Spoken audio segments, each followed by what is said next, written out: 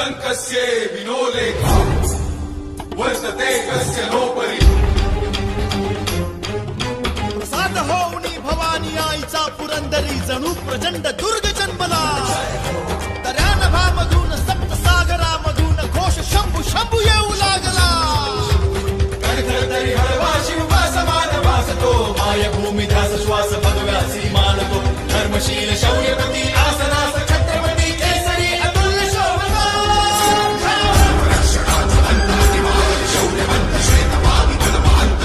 शास्त्र नीती कीर्तिमंत शौर्यवंत राजसी कुशाग्र बुद्धिवंत शोभला